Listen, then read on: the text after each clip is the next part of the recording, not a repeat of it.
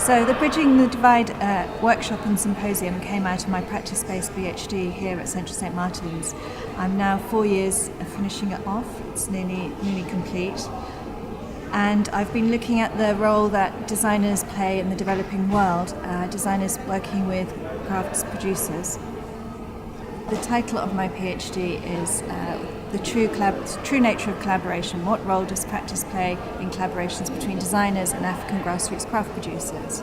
And I've actually been looking at what happens as makers when we sit down and work together, and the interaction that goes on between us as makers. And for me, it's a two-way thing. There's an exchange that happens.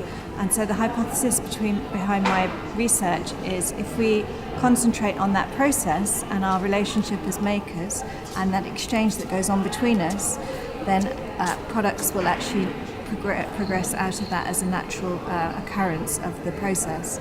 And that is actually what's been happening. So rather than it being top down, where a designer comes in from outside and imposes something on a craftsperson, say, okay, maybe you're working with beads, here are my designs, you make those designs. That's all very well, but for me that's not a collaboration, that's actually employment, and that's something different. So I've been working in collaboration with two craft producers in South Africa, based in Cape Town, so Andile Diavani from Imiso Ceramics, and the women crafters of Kunye, which is a recycled craft project. And we've been working together now and have developed different methodologies with our practice.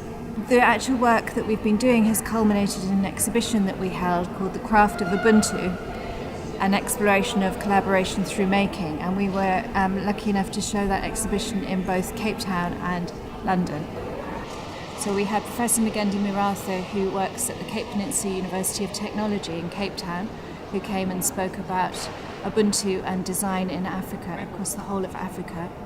And then Andile Diavani came over from Cape Town again, my collaborator, who's a ceramicist, and we both presented together and presented our work together. It was really important to be able to do that, and be able to show it in Cape Town and then show it here in London, because we are talking about cross-cultural collaboration. We had Dr. Catherine Ladd from the University of Brighton, who spoke about her work with a craft charity in Burkina Faso. And then Dr. Kirsten Scott from the Royal College of Art, who spoke about her PhD research in Uganda, working with basket weavers, working to develop braids and plaits to make millinery creations and hats. And then Simon Maidmont, who's the head of design at Kingston University, and he spoke about a project that he's worked with Zimbabwean basket weavers in Zimbabwe, and the results of that he developed and took to the London Design Festival a couple of years ago.